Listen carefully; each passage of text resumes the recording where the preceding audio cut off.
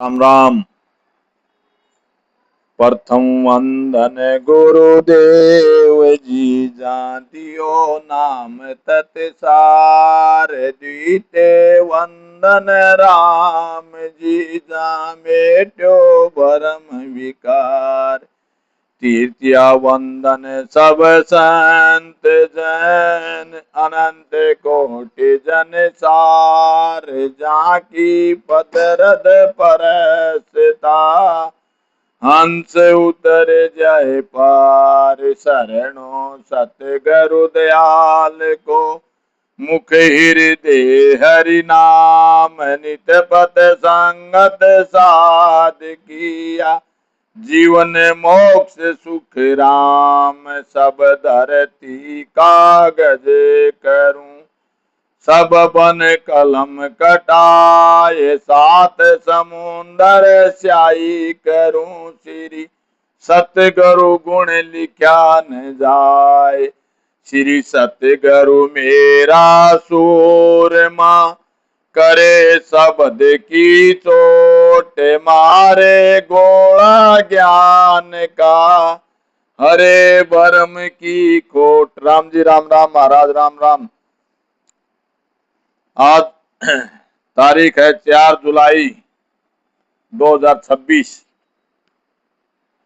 तो और बड़े बड़े दुख के साथ कहना पड़ रहा है कि हमारी गुरु माँ संत कमलाबाई 2 जुलाई 2026 को ब्रह्म में विलीन हो गई हैं। तो कल उनकी मुखाग्नि हुआ, तो हम लोग वहां जाकर के और उनका आशीर्वाद लेकर के आए हैं।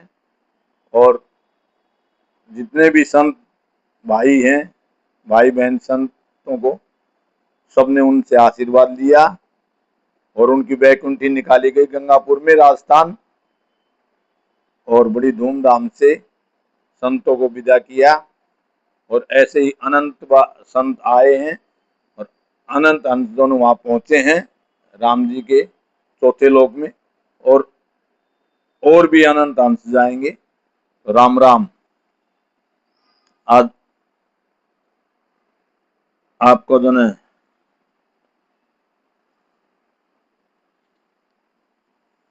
गुरु माँ कल परसों तो आपने कौन सा पढ़ा था कि अजरलोक ग्रंथ। तो अजरलोक ग्रंथ में गुरु महाराज जी ने फरमाया था कि भाई जन बन दू देत कोई जाई, घर को ताव न पहुंचे आई। बाहिर क्रिया कर्म न दूजे, हाथा किलो मोर्चा जूझे। वन में जाकर आग लगाने से उनकी आंख पर घर में नहीं आती। बाहर की क्रिया करने से कर्म नष्ट नहीं होते। मोर्चे पर जाकर लड़ाई लड़ते हैं, जब ही किले पर कब्जा होता है। अगर दूर दूर तो लड़ाई लड़े जाओ तो अपने किले पर कब्जा नहीं कर सकते। अगर किले पर जाकर के मोर्चा के ऊपर लड़ाई करेंगे तभी हम लड़ाई लड़ते। तो गुरु महाराज जी ने ये एक आपका उदाहरण दिया है, दृष्टांग अपने शरीर के ऊपर, कि हमको अपने अंदर ही उस परमात्मा को जागृत करना है। बाहर बाहर से वाणी से राम राम ना, वो अंदर से सांस और सांस से हम भजन करेंगे, तभी हमारे को वो परमात्मा का ध्यान लगेगा। तब लग माए दसे नहीं कोई, जब लग बात सही नहीं होई। मन कर जो राजा को आवे, बाहिर भटक हाथ नहीं आवे। जब तक किले में प्रवेश नहीं होता तब तक किला कब्जे में आना नहीं समझा जाता। ऐसे ही मन कर्मों का राजा है। जो हमारा ये मन है ये कर्मों का राजा है। और सब कर्म मन से ही होते हैं, जितने भी कर्म है मन से ही होते हैं। बाहर की करनी व कर्म करने से मन जो है वो उसमें नहीं होता। अगर बाहर की करनियां राम राम करेंगे तो ऐसे नहीं, सांस और सांस से भजन करेंगे तो उस राम को हम अपने काबू में करेंगे तो वो भी जो है राम राम की सिमरन में लग जाएगा। तभी समता सांस शील, सांस, संतोष सब चीज हमारे अंदर प्रवेश हो जाएगा और हम उस परमात्मा के भजन कर सकते हैं। सरपवास बम्बी में होई, बाहिर कुटिया मरे नहीं कोई, मन को बांध सूरत को धारे, शबद लट ले माए पसारे। गुरु महाराज जी ने दृष्टांत दिया है, आदि सदगुरु सर्व आत्माओं के सदगुरु, सर्व सृष्टि के सदगुरु सतगुरु सुखराम जी महाराज ने दृष्टांत देकर के समझाते हैं कि सांप बम्बी में रहता है, सांप तो बम्बी में है, लेकिन बम्बी को बाहर से कूटने से सांप नहीं मरता। अगर बार बार बम्बी का हम लट्ठी मारते रहेंगे तो नहीं मरता, नहीं तो बम्बी में तो सांप नहीं मरता। मन व सूरत लगाकर सांस उसास में भजन कर, शब्द को, शब्द लठ को माए पसारना है। मतलब गुरु महाराज जी ने दृष्टांत दिया भी शब्द को एकदम सांस उसास में बजेंगे तब ही उसको ऊपर लठ मारने जैसा बताया गुरु महाराज जी ने, तभी हमारे वहां सत कंठ कमल पर सत शब्द आएगा। सांसो सांस दवे तब माही, यो मन सरप मारियो जाई, परम पद परमात्म देवा, रटिया बिना मिले नहीं बेवा। सांस उसास में भजन करने से मन से आत्म चेतन अलग हो जाता है, यही मन रूपी सर्प को मारना है। परम पद से ही परमात्मा की प्राप्ति होती है। सतगुरु विधि से, गुरु महाराज जी बार बार बोलते हैं कि सतगुरु विधि से भजन किए बिना परम पद की प्राप्ति का भेद नहीं मिलता, क्योंकि हमें सतगुरु विधि से ही भजन करना पड़ेगा, तभी हम हमारे को परम पद की प्राप्ति हो सकती है। नोदा भक्त जगत में जाने, परम भगत को साध पिछाने। नोदा भगत तो जो अपना चोला रंग लिया, भगमा बाणा पहन लिया, इधर नो नो नो भक्ति कर, तो उसको तो हर कोई देख करके, हर कोई देख के ये तो साधु है, पर ये कैसा साधु हो तो किसी को मालूम नहीं है। मगर उसका भगमा बाणा और उसका जो जैसे भगमा पहन लिया, किसी ने काला पहन लिया, किसी ने नीला बाणा पहन लिया, अपने अपने जैसी जैसी अपनी विधि की उसी हिसाब से पहन लेते। मगर सिंपल साधारण कपड़ों के अंदर तो कोई संत ही संत को पहचान सकता है कि ये जो है वो केवली भक्ति करता है। नवदा भक्ति वाले को तो हर कोई पहचान लेगा। तो गुरु महाराज जी ने यही बताया, जगत में सब नवदा भक्ति करते हैं, कोई संत ही सतस्वरूप की भक्ति करते हैं, कोई संत ही सतस्वरूप की। जगत में कोई नवदा भक्ति विधि पूर्वक करे तो उन्हें वैकुंठ की प्राप्ति होती। नवदा भक्ति अगर विधि से करेगा तो उसको वैकुंठ की प्राप्ति होगी, उसे स्वर्ग लोक मिलेगा। मगर हमारी सतस्वरूप की भक्ति करेंगे तो चौथे लोक में उस ब्रह्म में लीन हो जाएंगे, तो उसमें वो राम से ही जो निराकार उसी लोक में पहुंचेंगे और वहां फिर जन्म मरण नहीं होगा, हमारे को गर्भ में नहीं आना पड़ेगा। तो यही गुरु महाराज जी ने फरमाया कि शिव ब्रह्मा सो सक्त कहावे, इनको लोभ कबू नहीं जावे, जब लग काल न पहुंचे आई, बेस बेकुंठ परम सुख पाई। शिव ब्रह्मा और शक्ति के लोकों के पार नहीं जाता, वो वहीं तक रहेगा। ब्रह्मा विष्णु महादेव और शक्ति के लोकों तक ही मतलब सीमित रह जाएगा, उससे आगे पार नहीं जाएगा, तो पार नहीं जाता। बैकुंठ में जाने वाले वहां के सुख तब जब तक भोगते हैं जब तक काल नहीं पहुंचता है। तो वहां के सुख जो है वो बैकुंठ के सुख का कब तक भोगेंगे, जब तक उनके कर्म, उन्हें कोई दान पुण्य किए हुए थे उनके खत्म नहीं हुए तब तक, तब वो खत्म होते काल उनके पास पहुंच जाएगा। जब वो काल विष्णु को ढावे, चाकर धरणी गर्भ में आवे, उथल पुथल या तीना किया, जीव ब्रह्म का बेघर लिया। विष्णु की भी आयु अवधि है। गुरु महाराज जी फरमाते हैं, ये बात ध्यान से सुनने की है कि तीन लोक का तो मालिक है विष्णु, विष्णु की भी आयु अवधि है। उनकी आयु पूरी होने पर विष्णु व विष्णु भक्त गर्भ में आ जाते हैं, विष्णु भी गर्भ में आना पड़ेगा। सब तीन लोकों में ब्रह्मा विष्णु महादेव की ही भक्ति करते हैं। इनकी भक्ति करने से जीव अपने स्वरूप को भूलकर ब्रह्म पद से अलग हो गया है। मतलब इनकी भक्ति में हम लग करके वो ब्रह्म पद से हम जैसे अलग हो गए। जैसे पीछे एक दृष्टांत दिया था 2 दिन पहले कि हाथी, जब एक गधों के झुंड में हाथी मिल गया तो वो भी अपने आप को गधा हाथी समझने लगे, अभी तू तो गधा ही है। और जब किसी ने देखा एक हाथी ने उसको देखा और देख करके बोला, अरे ये तो हाथी है, ये गधों की धुन में है, ये तो गधा हाथी है। तो उसको बोल जा करके समझा रहे, तू हाथी है, तेरा बल, तेरे को पहचान तू। तो बोला, नहीं मैं तो गधा हाथी हूँ। तो बोला कि चल, उसको उसका चेहरा जो है पानी के अंदर दिखाया। तो बोला कि तू भी, मैं भी ऐसा ही हूँ, तू तेरा भी देख, तेरा भी रूप ऐसे, तो तेरे में इतनी ताकत है, तो तुम, बोला कि मैं क्या करूँ। तो बोला कि कुम्हार को, इन गधों को मार और जो अपना असली रूप पहचान।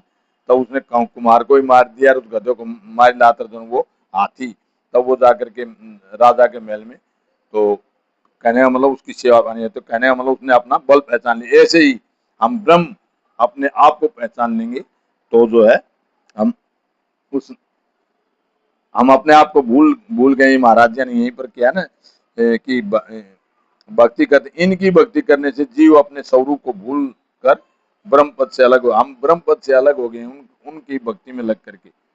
यही ब्रह्म से बिछो होना है। चाहे बड़ाई सब में होई, साची बात कहे नहीं कोई। चाहे जहां लग निरपख नाही, पख खांच करे बात सुनाई। गुरु महाराज जी फरमाते कि कामना व बड़ाई की लालसा सब में है, कामना और बड़ाई की लालसा सब में है। और अपने आप नाम की जन बड़ाई हो तो वो बहुत खुश होता है जीवात्मा। जब तक लालसा रहती है तब तक सच्ची बात नहीं कहते। उनके अंदर लालसा है तो वो अपना स्वार्थ की भावना से ही सच्ची बात नहीं कह पाएंगे। जहां चाहना होती है वहां पक्ष की बात करते हैं, निरपक्ष बात नहीं कहते। ब्रह्मा विष्णु शिव भी कामना व बड़ाई चाहते हैं, इसलिए जीवों को अपनी भक्ति में लगाए रखते हैं। वो ब्रह्मा विष्णु महादेव भी अपनी चाहना, वो इस चीज की जो बड़ाई बड़ाई चाहते हैं। निरपक ब्रह्म पखो नहीं राखे, केवल ब्रह्म सत कर बाके। केवल ब्रह्म बिना सब वाणी, पखे पखे बोल्या सब आनी। गुरु महाराज जी फरमाते कि ब्रह्म प्राप्ति का ज्ञान निरपक्ष है। वो केवल ब्रह्म के पद को ही सत बताते हैं। केवल ब्रह्म के पद के अलावा जितनी भी वाणी है वो सब अपने अपने पक्ष की बात कहते हैं। जैसे कोई, जैसे जैन धर्म हुआ, वो अपने पक्ष की बात कहेंगे, बुद्ध धर्म वाले अपने पक्ष की बात कहेंगे, और आपका जो है मुस्लिम धर्म वाले अपने पक्ष की बात कहेंगे, हम सनातन हिंदू धर्म अपने पक्ष की बात, ऐसे ऐसे मतलब अलग अलग पक्षों की अपनी अपनी बात के अंदर वो क्रिश्चियन वाले अपने अंदर कहेंगे भैया हम ही है, जो कुछ है हमारा प्रभु है। तो ऐसे ऐसे पक्ष की बात करते हैं। कहने की तात्पर्य गुरु महाराज का ये, अपने अपने पक्ष की बात करते हैं। बात कहे कोई ज्ञान सुनावे, केवल बिना पके सब लावे। केवल उरे करम है लारे, जब लग कहे पके नहीं सारे। कोई अपनी बात कहते हैं, ज्ञान सुनाते हैं, वे सब केवल ब्रह्म के सिवाय सब अपने पक्ष का ज्ञान व बातें सुनाते हैं।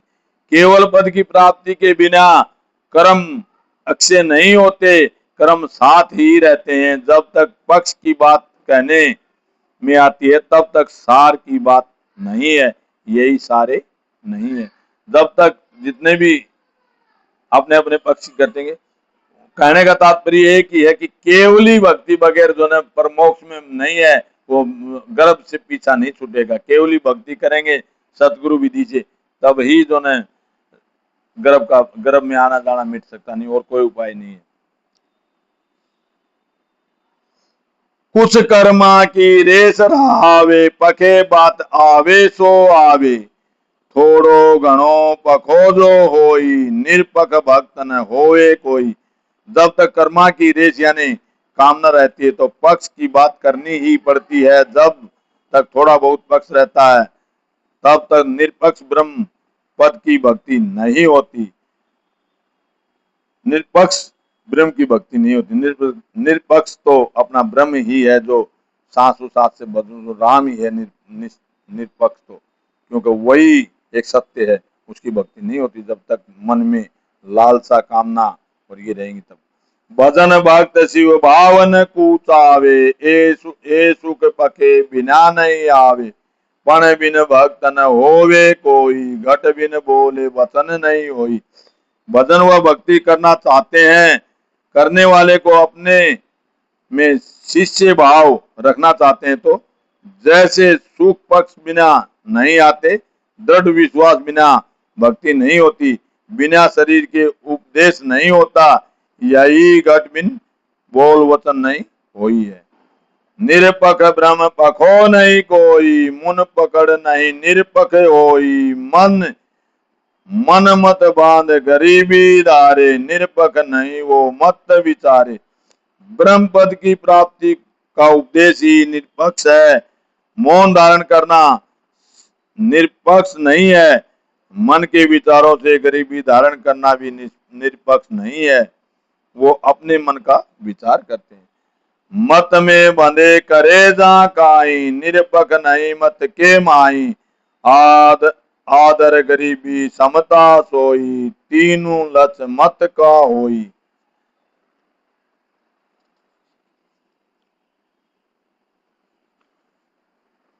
गुरु महाराज फरमाते हैं कि दूसरों को आदर करना, गरीबी धारण करना, समता रखना, ये तीनों लक्षण मन के विचारों के हैं। मन के मते में बनकर कोई काम करो तो मन के विचारों के साथ ही है, निरपक्ष नहीं है। सुनी, लगाइए। बोलो बोलो राम सतगुरुदेव जी महाराज ने धन्य हो परम दयाल सतगुरु सुखराम जी महाराज ने धन्य